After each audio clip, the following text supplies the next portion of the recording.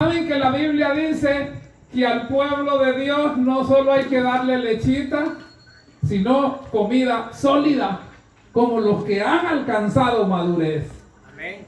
Y he titulado el mensaje para esta hora, Pedro, dos tipos de obediencia. Y quiero comenzar leyendo esta cita inspirada de la sierva del Señor. Léanla conmigo. Hasta entonces Pedro había conocido a Cristo según la carne, como muchos le conocen ahora, pero ya no había de quedar así limitado. Ya no le conocía como le había conocido en su trato con él en forma humana. Le había amado como hombre, como maestro del cielo. Ahora le amaba como Dios. Esto es profundo, hermanos. ¿Saben, mis amados? Hay dos tipos de obediencia: la obediencia carnal y la obediencia espiritual. ¿Cuál es la diferencia? Hoy vamos a descubrir esto. Veamos en primer lugar en qué consiste la obediencia carnal en la vida y la experiencia del apóstol San Pedro. Vayamos a Mateo capítulo 26, versos 30 al 40. En este pasaje encontramos nosotros esa experiencia del apóstol Pedro, cuando justamente Cristo estaba previo a ser entregado. La palabra del Señor dice así: entonces volvió Jesús a sus discípulos y los halló durmiendo. Y dijo a Pedro: ¿no habéis podido velar conmigo? ¿Qué sigue diciendo? ¿Lo encontraron? Pero sale en otra forma, pastor. Pues sí, pero es la misma idea. Estamos en Mateo 26, verso. Me van siguiendo, hermano. Y cuando hubieron cantado el himno. No. El versículo 30 ahí dice. Mateo 26, capítulo 26, versos 40 y 41. Estamos por ahí. Mateo, es Mateo. No lo hagan, hermano. Mateo 26. ¿Qué dice? No, 40. Volvió luego a sus discípulos. Yo estoy en 40, yo ya me salté al 40. Volvió luego a sus discípulos y los halló durmiendo y dijo a Pedro: ¿así que no habéis podido velar conmigo una hora? Ok. Previamente, desde el versículo 30, Cristo les había dicho: vosotros seréis escandalizados en mí esta misma noche. Escrito está: heriré al pastor y las ovejas del rebaño se dispersarán. Pero después que haya resucitado, iré delante de vosotros a Galilea. Pedro respondió. Aquí vamos la obediencia carnal. Aunque todos se escandalicen, yo no. Qué terrible, hermanos. Quiero comenzar con el llamamiento de Pedro. Cuando Cristo llamó a Pedro y a su hermano Simón, no se hizo llamar dos veces. Él también había oído la predicación de Juan el Bautista y se apresuró a ir al Salvador. Los ojos de Jesús se posaron sobre él, leyendo su carácter y su historia, su naturaleza impulsiva y su corazón amante lleno de simpatía, su ambición y confianza en sí mismo, la historia de su caída, su arrepentimiento, sus labores y hasta su martirio. Cristo leyó todo lo de la vida de Pedro, porque, mis amados, al elegir hombres para su servicio, Dios no pregunta si son instruidos, elocuentes, ricos en bienes de este mundo. Pregunta: ¿andan con tal humildad que yo pueda enseñarles mis caminos? ¿Puedo poner mis palabras en sus labios? serán representantes míos. Amén. Oh, mis amados, Cristo ya conocía la naturaleza de la personalidad de Pedro. Y de una vez, mis amados, cuando Cristo le dijo, miren, ustedes van a ser escandalizados, lo estaba diciendo Cristo. Y Pedro se para de una vez. Cristo ya le había advertido en Lucas 22:31, Satanás os ha pedido para zarandearos como a trigo, mas yo he rogado por ti, le dice a Pedro específicamente, que tu fe no falte. Y tú, una vez convertido, confirma a tus hermanos. ¿Es que no estaba convertido Pedro? ¿Saben, mis amados? Que a veces venimos, pero no estamos convertidos. Y tú, una vez convertido, entonces sí vas a poder confirmar a los hermanos. Y entonces Pedro, hermanos, boconcito el Pedro, aunque todos, y le hace el brazo así señalando al grupo de los 11, aunque todos estos, le dice, se escandalicen, yo no. ¿Se imagina ese cuadro, hermanos? Una expresión totalmente carnal, totalmente despreciativa, totalmente orgullosa, totalmente presuntuosa. Hermanos y hermanas, Pedro de una vez echó en el mismo saco de la ineficiencia a todos sus demás compañeros. ¿Se imaginan cómo se han de haber sentido los demás apóstoles, hermanos? Que Pedro dijo, no, todos estos van a escandalizar, todos estos van a caer, todos estos son malos, pues, todos estos son falsos. Eso es lo que quiso decir. Todos estos no tienen el carácter que yo tengo. Todos se van a escandalizar, menos yo. ¿Cómo se sentiría usted que alguien lo descalifique a usted de una vez y solo él diga que él es el bueno? ¿Cómo se sentiría usted? ¿Bien o mal? ¿Mal? Pedro no valorizó el testimonio ni el esfuerzo de todos los demás, sino que él exaltó su yo. ¡Qué terrible, hermano! Cero humildad en este hombre. Eso es obediencia carnal.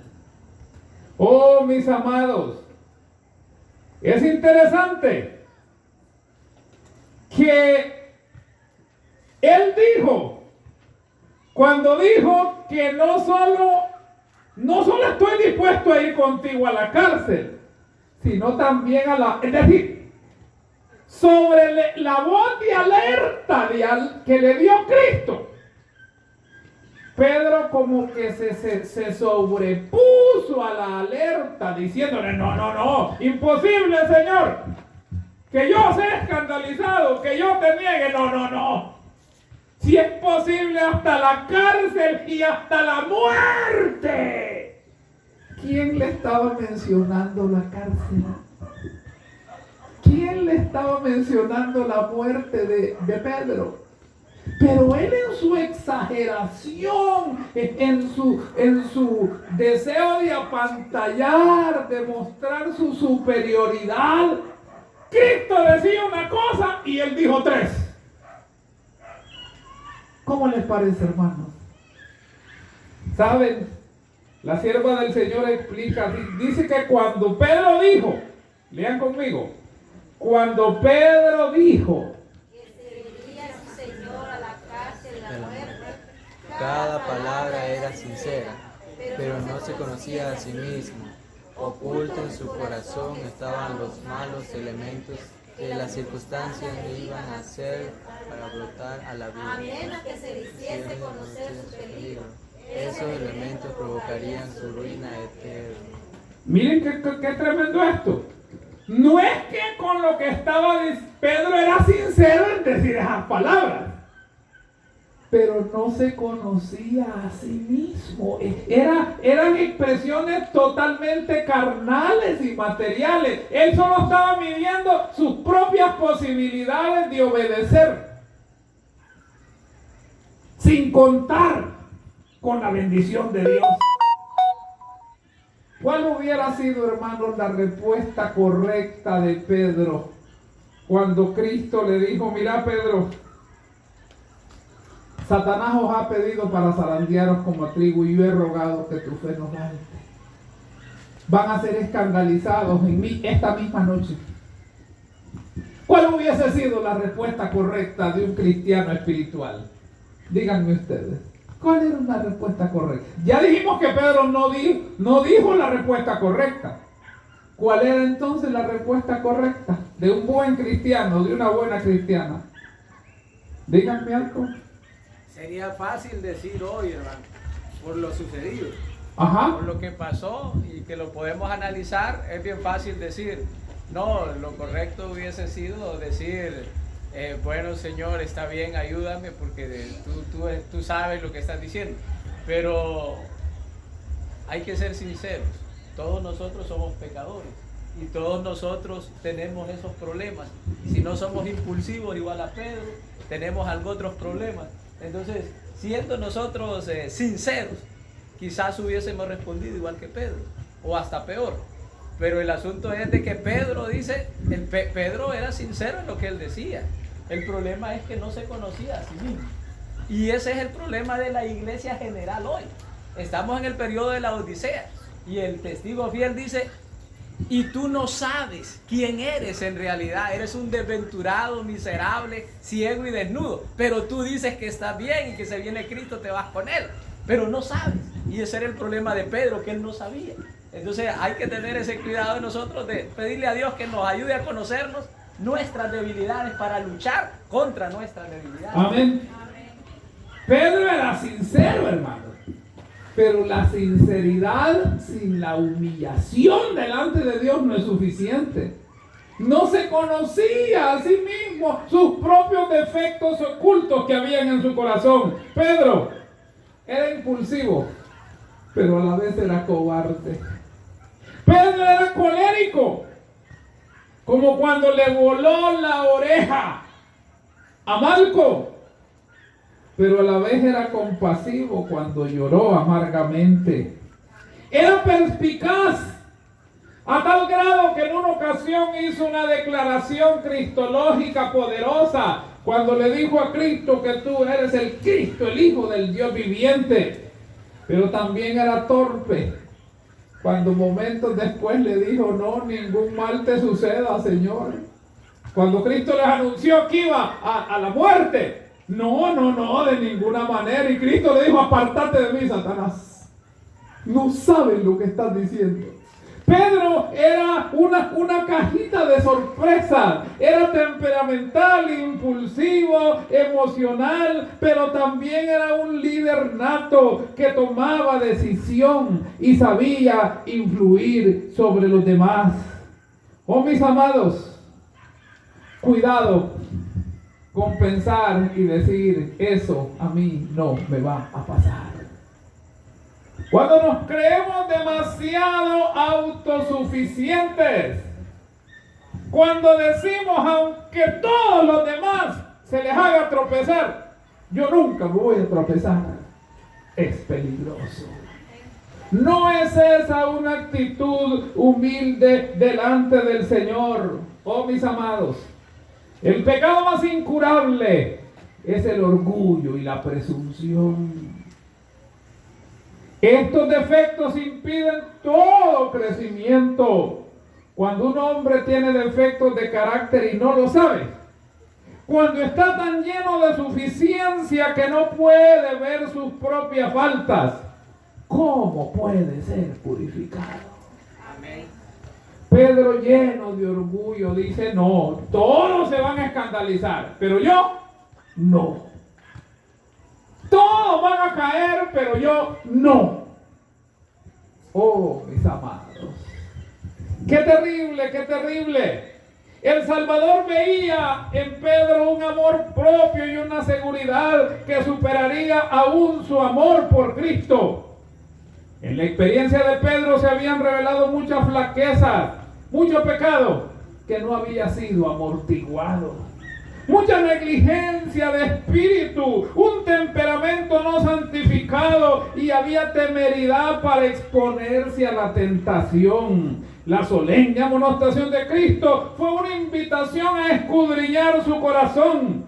Pedro necesitaba desconfiar de sí mismo. Oh, mis amados, mire cómo sigue explicando la situación la sierva del Señor. El impetuoso Pedro, tan violento y seguro de sí mismo, a menudo aparentaba ser inferior a Judas. Pero el Salvador lo reprendió más veces que a Judas. Miren la profundidad. Pedro fue amonestado más veces todavía de la del traidor. ¿Qué vida de servicio y sacrificio fue la suya? Como atestigua del poder de la gracia de Dios. Cristo les había dicho, miren, ustedes van a ser zarandeados en mí esta noche. Váyanse a orar. Velad y orad para que no entréis en tentación. Y una hora después, Cristo viene y les dice, ajá, ¿y oraron ustedes como les mandé? Y específicamente, Cristo se refiere a Pedro porque Pedro había abierto la bocota diciendo yo no. Los demás calladitos. Pero Pedro ya se había comprometido al decir, aunque todos se escandalicen, yo no. Entonces ahora Cristo le dice en el versículo 37 de Marcos 14, y Jesús le dijo a Pedro, Simón, tú durmiendo. En otras palabras, Pedro le dijo, saque esa cosa ahí y dígale que estoy predicando.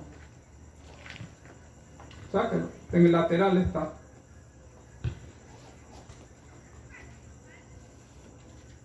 Ok, hermanos, estaba diciendo, hacelo acá, hijo, andate para allá. Estaba diciendo que como Pedro él mismo se había comprometido, ahora Cristo le hace directamente la observación a él. Tú, Pedro, ¿duermes tú? Y no eras tú el que decías que no ibas a caer, debes estar, en lugar de estar durmiendo, debes estar orando. ¿No has podido velar ni siquiera una hora? En otras palabras, hermanos, ¿cuánto es el mínimo que Dios nos pide que velemos en oración cada madrugada, cada mañana? Una hora. ¿Cuánto ora usted en la mañana? ¿Cuánto dura la oración suya? Solo piénselo, no me diga. Pero en esta pregunta, Cristo estableció el mínimo de velar en oración que cada uno de nosotros debe tener cada día para no caer en tentación. Amén. ¿No habéis podido velar conmigo ni una hora? ¿Duermes, Pedro? Poco antes de llegar al huerto, Cristo había dicho a los discípulos, todos vosotros seréis escandalizados en mí esta noche. Ellos le habían afirmado rotundamente que estaban listos para ir aún a la muerte. Oh, mis amados, finalmente llega Cristo, lo capturan. Y ahora Pedro se va con la procesión y está ya disimulando, mezclándose con los mundanos, no está cerca de Cristo. Cuando en eso se le acerca una sirvienta y le lanza el primer dardo. Le lanza aquel misil, hermanos. para lo cual Pedro no estaba preparado. Aunque había dicho a gran voz, no, yo no me voy a escandalizar, yo no te voy a negar. Cuando aquella mujer le deja ir aquella palabra, tú también estabas con el Galileo. ¿Se acordó Pedro en ese momento de la advertencia de Cristo? Para nada. Salió el hombre carnal de una vez y él lo negó delante de todos. No sé ni qué me hablas. ¿Se imagina usted, hermano, qué osadía? Minutos, horas antes diciendo, no, yo no te voy a negar. Y ahora cuando la mujer le dice, sí, no sé ni de qué me estás hablando. Qué falsedad, qué hipocresía, hermano. Qué desconocimiento de su propia situación. Cuando salió al portal, lo vio otra sirvienta. No era la misma. Y dijo a los que estaban allí. La primera se lo dijo a él en privado. Tú eras de los que estaban con él. Miren qué interesante. Que ella no le preguntó. La sirvienta le hizo la afirmación. Tú también estabas con el Galileo. Ni siquiera sé de lo que me hablas. Y de allí otra le hace la misma acusación, pero delante de los que estaban allí, dice la Escritura, este estaba con el Nazareno. No le preguntó, no lo afirmó. Este era de los de él. Ay, hermanos. Y otra vez se llena la bocota, Pedro. No, yo ni conozco a ese hombre. ¿Se imaginan ustedes, hermanos?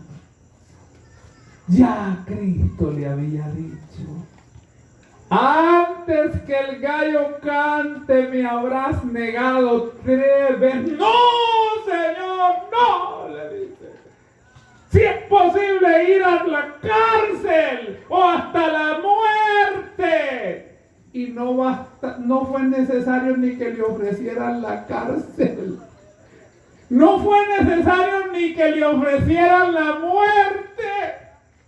No, nadie le ofreció la cárcel. O le ofrecieron la cárcel a Pedro. No, en esa ocasión no.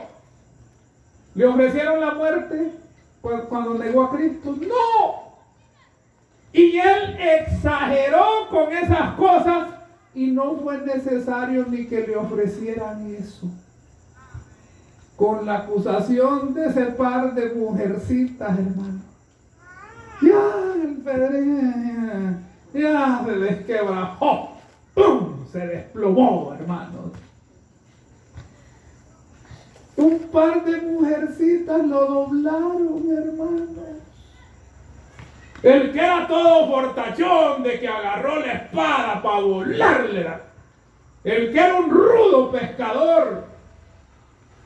Un par de mujercitas lo hicieron que le temblaran las rodillas, hermano. ¡Qué terrible! Satanás puede saltar de donde menos esperamos. Amén. Cuando descuidamos la oración. Amén. Y dice la Escritura, versículo 73, un poco después, se acercaron los que estaban allí. Ahora ya iban hombres en la mezcla. Las primeras 2 fueron 2 mujercitas. Pero en la tercera dice que los que estaban allí dijeron a Pedro, ¿seguro? Y ahora ya le argumentan más, que tú eres uno de ellos, porque aún la manera de hablar te descubre. Entonces él comenzó a maldecir y hasta decir malas palabras, hermanos, y a jurar diciendo, yo no conozco a ese hombre. Oh, qué terrible, hermanos. Estos terceros ya sacaron un argumento y dijeron, no, es que no lo podés negar que vos eras de ellos. La manera de hablar tuya es idéntica, aunque vos lo negues. Tu manera te delata. Y para colmo de males, Pedro quiere borrar esas maneras cristianas de ser. exagerando en malas palabras, en injurias. Ahora se ensucia más su boca, diciendo maldiciones. Oh, mis amados, ¿saben, hermanos? Que a los cristianos no nos luce decir chabacanadas, ni nos luce decir malas palabras. No, es que no va con nuestra formación. Y la gente se da cuenta. Si un cristiano está diciendo malas palabras, ellos se dan cuenta, los mundanos. Y de una vez ellos se dieron cuenta, no es que él ha hablado tuyo, es que te delata, Pedro. Oh, qué terrible situación, mis amados. Y cuando estaba terminando de decir esas malas palabrotas, se oye el canto del gallo. Hasta entonces le cayó la peseta. Oh, mis amados, verdaderamente tú eres de ellos. Tú hables semejante, le decían. Al oír esto, Pedro se enfureció. No quería dar su brazo a torcer cuando ya estaba triplemente descubierto. Mejor hubiera sido, sí, hombre, sí, la verdad que sí, yo soy de los de él, sí. Estoy aquí apesarado, qué lamentable. Pero él ya descubierto y trancado, hermano. Ya descubierto 3 veces que sí era del grupo de Cristo y trancado todavía que no soy. ¿Se imaginan ustedes, hermanos? ¿Hasta dónde uno se puede confundir? Ya descubierto y todavía no aceptando y descubierto totalmente. Oh, mis amados, dice que hasta se enfureció porque los discípulos eran conocidos por su pureza de lenguaje, y a fin de engañar plenamente a los que lo interrogaban y justificar la actitud que había asumido, negó ahora a su maestro con maldiciones y juramentos. Mientras los juramentos envilecedores estaban todavía en los labios de Pedro y el agudo canto del gallo repercutía en sus oídos, el Salvador se desvió de sus ceñudos jueces y miró de lleno a su pobre discípulo. Al mismo tiempo, imagínense la escena, el gallo está cantando. Cristo quita la mirada de sus jueces y vuelve a ver a Pedro allá donde está, acosado por los mundanos. Pero en ese momento, dice, los ojos de Pedro fueron atraídos hacia su maestro y se encuentra la mirada de Pedro con la mirada de Cristo. Sus ojos fueron atraídos hacia su maestro. En aquel amable semblante leyó profunda compasión y pesar, pero no había ira. En ese momento el corazón de Pedro fue atravesado por una flecha. Su conciencia se despertó. Los resultados acudieron a su memoria y Pedro rememoró la promesa que había hecho unas pocas horas antes de que iría con su Señor a la cárcel. Y en ese momento, ese fue el momento de la conversión, hermanos. Reflexionó con horror su propia ingratitud, su falsedad, su perjurio. Una vez más miró a su maestro y vio, en ese momentito, hermanos, miren la escena. El gallo está cantando. Cristo desvía su mirada hacia Pedro. Pedro está allá, la mirada de Cristo se encuentra con Pedro. Se recuerda Pedro de lo que Cristo le había dicho. Pero en ese momento en que Cristo está viendo a Pedro, dice que una mano sacrílega, una gran manotada, hermanos, una bofetada horrible de un soldado, ¡pah!, le da a Cristo y le hace que Cristo tire su cara para otro lado en medio de esa enorme bofetada. Oh, mis amados, En ese momento dice que Pedro ya no pudo soportar la escena. Esa mirada de amor y de compasión fue cegada por un horrible manotón, una horrible bofetada que le cambió la cara a Cristo de lugar. Y Pedro salió corriendo, ya no pudo resistir. Corrió Cristo, dice la Biblia, que lloró amargamente. Pedro salió desesperado, corriendo, llorando, con su corazón partido, hasta que se encontró en el mismo lugar donde Cristo les había pedido que oraran. En el mismo lugar donde Jesús había derramado su alma agonizante ante su Padre, cayó Pedro sobre su rostro y deseó morir. Pedro cayó en una terrible depresión. Dice el Evangelio que Pedro lloró amargamente y lloró toda aquella noche hasta que se le acabaron las lágrimas, hasta que ya no tuvo lágrimas. Lloró postrado en depresión en aquel suelo duro. Mis amados, pero esas lágrimas lavaron su alma y convirtieron su ser. Entendió, dio por conocido con lo que no se conocía a sí mismo y que ahora debía depender de Cristo. Que ya no debía ser altanero y que debía ser diferente. Entendió la naturaleza de la obediencia, que no era con su carne y con su fuerza que iba a servir a Dios, sino con la fuerza de Dios, entregado y humillado ante Dios. Amén. Ahora vayamos a la segunda y última parte. Eso fue un viernes. Pasó el sábado Cristo en la tumba y Pedro estaba todavía atribulado y adolorido. Pero llegó el monumental día de la resurrección, el domingo de resurrección, y dice que Cristo, cuando las Marías fueron a la tumba, les dijo a ellas: decid a los discípulos y a Pedro. Miren qué interesante, que Cristo sabía lo que Pedro estaba sufriendo.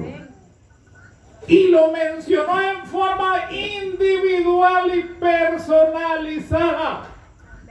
Así también Cristo conoce tu sufrimiento. En forma individual y personalizada. Díganle a los discípulos y a Pedro. Dijeron los ángeles: desde la muerte de Cristo, Pedro había estado postrado por el remordimiento.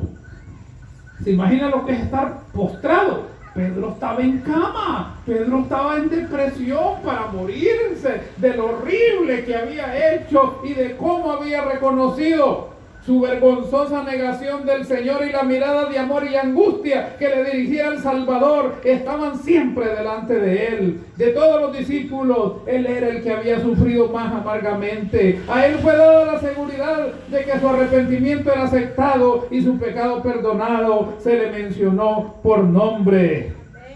Oh, mis amados, llegó el momento que se encontraron en el mar de Genesaret. Y Cristo apareció sobre un barco.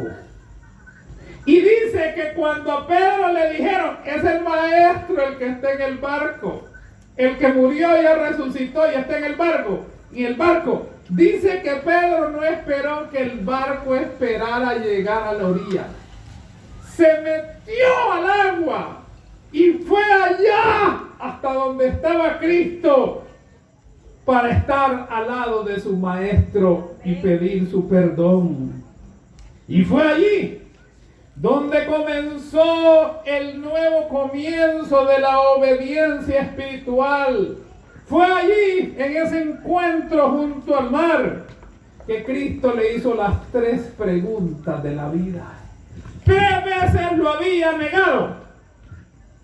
ahora 3 veces debía renovar su voto de fe, de amor y de obediencia. Y le hace la gran pregunta a Jesús, la primerita, ya estando en la orilla con los demás discípulos: Simón, hijo de Jonás, ¿me amas más que estos? Así como en la primera vez él había dicho, estos se van a escandalizar y yo no. Ahora Cristo le hace la mismita pregunta desde el punto de vista del amor. Como él había acusado a los demás que lo iban a negar, ahora Cristo le dice: mira, vos te referiste a ellos antes y ahora me amas más que esto. ¿Qué dijo Pedro? Sí, yo te amo más que todos estos. Digo así. Si hubiera respondido así, es que no había cambiado, que no había entendido la naturaleza de la obediencia espiritual. Ahora, con gran humildad, le dijo: sí, Señor, sí, tú sabes que te amo. Pero Jesús le hace la segunda y le dice: ¿de veras que me amas? No le bastó con una vez al Señor. Sí, Señor, tú sabes. Ahora ya no dijo: sí, no, yo estoy seguro. No, tú lo sabes. Ahora Pedro apelaba al gran conocimiento que Cristo tiene de cada uno de nosotros. Y todavía cuando vino la tercera vez, ya Pedro se puso triste. Sí, el Señor tiene razón de dudar de mi amor. Por eso me está preguntando 3 veces. Porque 3 veces yo había prometido y 3 veces lo negué. Ahora 3 veces me está pidiendo confirmación y ya está llegando a la tercera y puede hacer que el Señor dude de mí. Señor, tú lo sabes finalmente. Yo ya no tengo ni nada que decir porque tú conoces todo. Había llegado ese momento y era la evidente transformación realizada en Pedro. Las preguntas tan apremiantes para las cuales el Señor le había probado no habían arrancado una sola respuesta impetuosa o vanidosa. Oh, mis amados, Dios no anda buscando campeones. Él es el campeón. Dios no anda buscando superhéroes. Él es el héroe de los siglos. Dios no anda buscando supermanes, porque Él es el superhombre. Hermanos y hermanas, aprendamos la lección de Pedro. Pedro cayó por el ensalzamiento propio. Pedro cayó por la presunción propia, por la autosuficiencia propia. Pedro cayó por sobrado, por fanfarrón, por orgulloso. Por eso cayó. Por creerse demasiada cosa. Pero ahora Pedro ya había aprendido la obediencia espiritual. Oh, mis amados, antes de su caída, Pedro había tenido la costumbre de hablar inadvertidamente, bajo el impulso del momento. Siempre estaba listo para corregir a los demás, para expresar su opinión, antes de tener una comprensión clara de sí mismo o de lo que debía de decir. Sin embargo, al final, en segunda de Pedro 1:4, Pedro dijo: miren, la naturaleza de la obediencia es espiritual, no es carnal, no es con la fuerza, con lo que yo pueda. Dice: por lo cual nos son dadas preciosas y grandísimas promesas, para que por ellas fuesen hechos participantes de la naturaleza divina. ¿Cómo así? Dios quiere darnos algo de su naturaleza divina en nuestra cabeza, inyectarlo a través de la oración, de la comunión, y con ese algo de su naturaleza divina es que entonces nosotros podemos vencer. Amén. Dice que mediante su palabra nos son dadas preciosísimas y grandísimas promesas para que por ellas llegaseis a ser participantes de la naturaleza divina. ¿Usted está entendiendo esto? ¿Está entendiendo esto? Esto es algo profundo y solemne. Que Dios meta algo de su naturaleza en nuestra cabeza y en nuestro corazón, para que con esa mezcla de algo de su divino con la voluntad mía, entonces fusionadas esas dos cosas, podamos vencer. ¿Quiere usted decirle, Señor, deme algo de su naturaleza para que yo pueda vencer esta impulsividad, este orgullo, esta fanfarronería, esta lengua descontrolada, este algo? Señor, yo me parezco a Pedro. ¿Saben que todos nos parecemos a Pedro? Todos nos ha pasado la de Pedro. Y necesitamos ese control divino, ¿saben? Pedro fue transformado por gracia. A tal grado que ese que negó al Señor, dice Hechos 5, llegó a tener tanto poder de Dios en su vida y en humildad, que dice que cuando sacaban los enfermos a las calles, que sacaban los enfermos donde Pedro iba a ir, y dice que con que lo sacaran a la calle y la gente ponía el enfermo por donde iba a pasar Pedro, y con la sombra que le diera de Pedro, los enfermos se sanaban. ¡Wow! ¡Qué poder de Dios llegó a tener! No era necesario ni que lo tocaran, ni siquiera que ellos le pidieran oración a Pedro, hermano, con la sombra que le diera. ¿Le han echado cabeza a eso, hermanos? Tanto fue el poder de Dios en este hombre ya convertido, que la sombra, ¿se imagina usted que alguien lo pusieran ahí, que le diera mi sombra y que con mi sombra se sanara? Allí, hermanos, qué poder, así era con Pedro. Puede usted decir, pónganlo ahí en mi sombra, pónganlo, sáquenlos a la calle, los que van a pasar. ¿Podemos nosotros estar a ese nivel? Podemos llegar a estarlo, porque en el tiempo del fin Dios ha prometido grandes cosas para los que nos consagremos en plena obediencia, en cuerpo, mente, espíritu a Dios.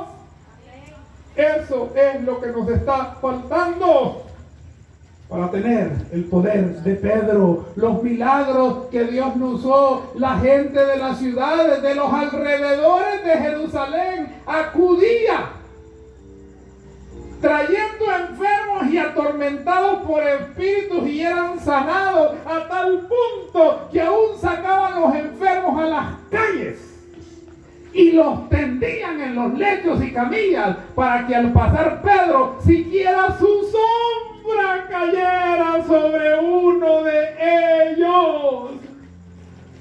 Milagro de milagros. El Pedro boconcito, el Pedro impulsivo, ahora con la sombra de él bastaba. ¿Cómo le parece eso, hermano? Un cambio total, radical. También fue para sanar a Eneas y le dijo, levántate y haz tu cama. También Dios le dio milagros de resurrección de muertos, no solo enfermos. Mire lo que dice Hechos 9:40. Mas Pedro, haciendo salir a todos, se arrodilló y oró. Y volviéndose al cadáver de Tabita. Tabita era Dorcas, ¿verdad? Le dijo, levántate. Y ella abrió los ojos. Y al ver a Pedro se incorporó. resurrección de muertos. Oh, mis amados, cada cristiano ha de avanzar en la vida divina diariamente. Mientras avanza hacia la perfección, experimenta cada día una conversión a Dios, y esta conversión no es completa hasta que logra la perfección del carácter cristiano, una preparación completa para el toque final de la inmortalidad. Oh, mis amados, Dios quiere hacer que nuestra obediencia carnal pase a ser una obediencia totalmente espiritual. Hay alguien que quiere decirle en esta noche: Señor, yo soy Pedro, yo soy Pedra, y quiero tener el poder de Pedro para gloria tuya. Dame ese cambio, dame esa renovación. Dame ese algo. Llévame a ese nivel de la vida espiritual. Me entrego a ti, Señor, para no ser impulsiva, sino lleno de tu espíritu. Hay alguien esta noche que quiere reconsagrarse a Dios, quiere entregarle su vida a Dios y decirle: Señor, renuncio a todo pecado. Yo renuncio, yo me entrego, cámbiame, renuévame, deme nueva vida, deme ese algo que tú has prometido, Señor. Si lo hiciste con Pedro, que era tan pecador, tan igual que Judas, también lo puedes hacer conmigo. Aquí está mi corazón abierto, Señor.